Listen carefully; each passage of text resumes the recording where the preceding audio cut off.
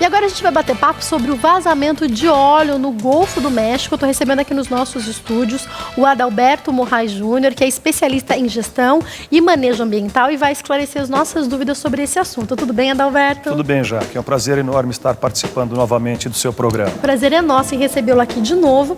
E eu queria começar perguntando, explica pra gente exatamente o que aconteceu no final de abril, quais as datas, o que aconteceu no Golfo do México. Bom, vamos lá. No dia 20 de abril, uma plataforma petrolífera localizada no Golfo do México explodiu e 2 dias depois ela afundou, gerando assim inúmeros prejuízos, tanto de ordem ambiental quanto de ordem econômica. Explica pra gente quais são os resultados disso, o que acontece?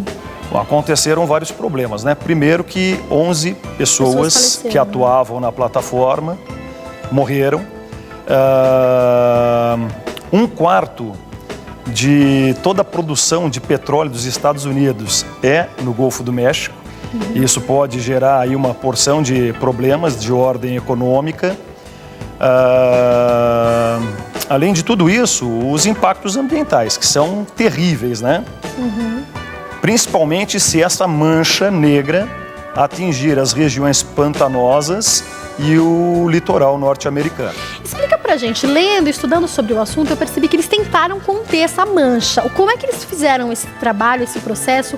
Como é que funciona essa tentativa de conter o que acontece? Eles estão fazendo uso de diferentes alternativas para conter o vazamento e para evitar que esse vazamento atinja as regiões pantanosas e o litoral norte-americano. Mas todas essas tentativas têm sido em vão.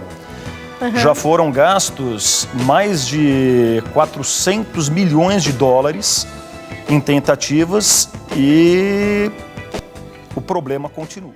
Bom, se esse petróleo chegar até as praias, as águas se tornarão impróprias para banho. Estados Unidos será prejudicado porque, em termos turísticos, eles perderão muito, né? E se chegar até as regiões pantanosas, inúmeras espécies de animais morrerão. Muitas delas que servem de alimentação para outras. Então, além da morte em si, nós teríamos um problema na cadeia alimentar. Por quê? Porque muitos animais morreriam, muitos destes que servem de alimentação para outros. E isso seria um impacto incomensurável ao meio ambiente. O vazamento continua acontecendo ou ele já foi contido? Me parece que continua. Segundo os últimos relatos que eu tive acesso, continua. Eles tentaram fechar a válvula, né? Mas não obtiveram êxito em tal tentativa. Quer dizer, eles não conseguiram nem fazer com que o vazamento acabe. Imagina conseguir conter o que está acontecendo com essa mancha. Tem ideia de quanto falta, de qual é relativamente a proximidade dessas regiões do litoral e até dessas regiões pantanosas que a gente falou, da mancha? Ela está muito longe. Eu não tenho como te precisar, mas se eles não conseguirem conter esse vazamento, em curto prazo de tempo, a gente corre o sério risco de ver parte do litoral norte-americano sendo afetado. Principalmente o litoral da região de Mississippi e outras regiões próximas. O senhor tem ideia de quanto tempo, mais ou menos? Meses? Não tenho como te precisar. O que eu posso te dizer é o seguinte, que já ocorreu o vazamento de mais de 100 milhões de litros de petróleo. Então é muita coisa.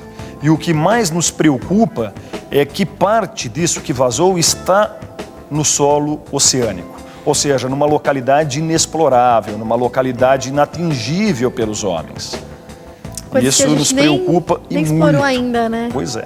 Agora, de alguma forma, a gente está falando de meio ambiente, o senhor explicou para a gente o que pode acontecer com algumas espécies, não só a questão da morte por conta da mancha em si, mas, enfim, a preocupação com a cadeia alimentar, enfim, e tudo que isso pode acometer.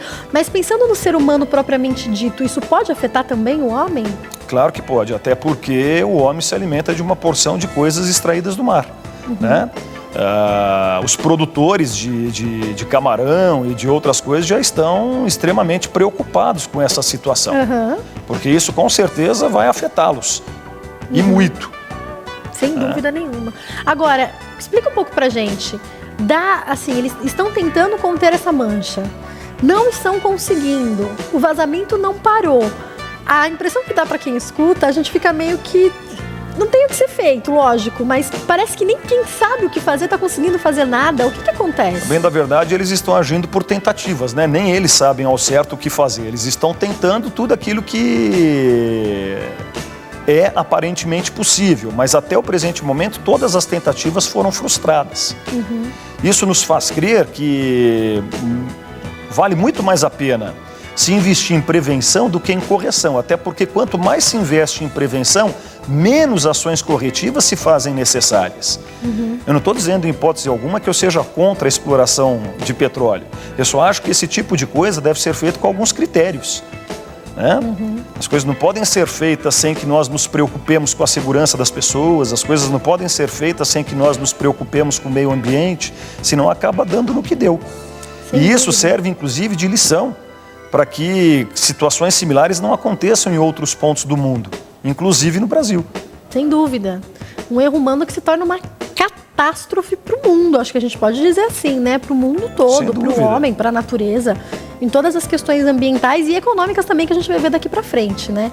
Agora, eu queria que o senhor explicasse para nós o que acontece quando o petróleo ele entra em contato com o oceano. O que está acontecendo? Veja bem, na maior parte das vezes, o petróleo, por ser um hidrocarboneto de cadeia longa, ele não se mistura com a água do mar e por ter uma densidade inferior à densidade da água do mar, ele permanece na superfície, mas infelizmente não é bem o que está acontecendo. Parte do petróleo está agora no solo oceânico. Ou seja, numa profundidade inexplorável, numa profundidade inatingível pelos seres humanos.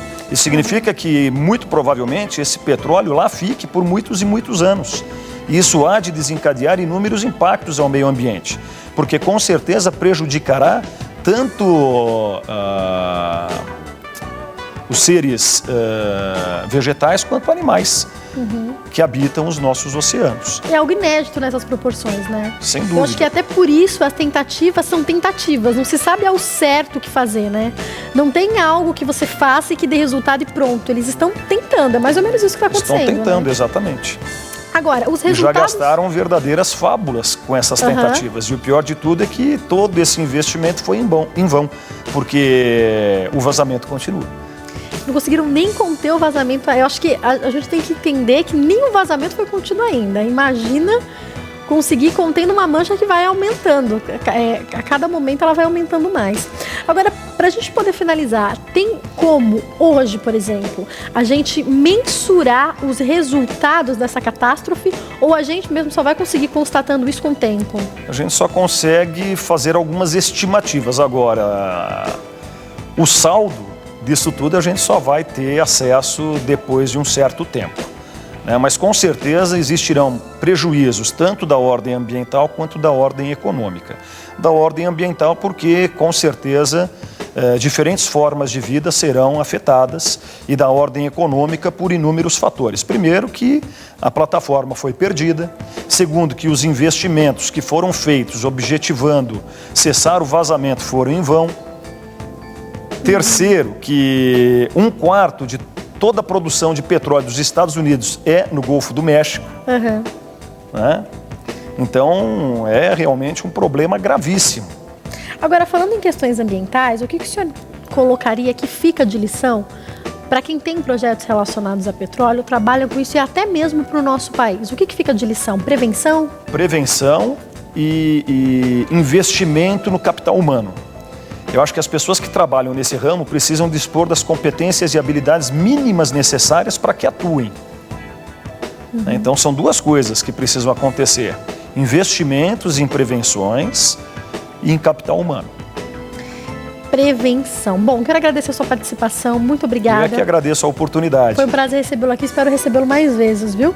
Quem quiser entrar em contato com o Adalberto, o telefone é 0 operadora 11 2823 1000, 2823 1000, e tem um blogspot dele, tá? É Professor Morrai, é com H, tá? Vai passar para vocês aí direitinho, .blogspot.com. Professor Morrai.blogspot.com. Obrigada, viu? Eu é que agradeço. Uma boa tarde. Boa tarde.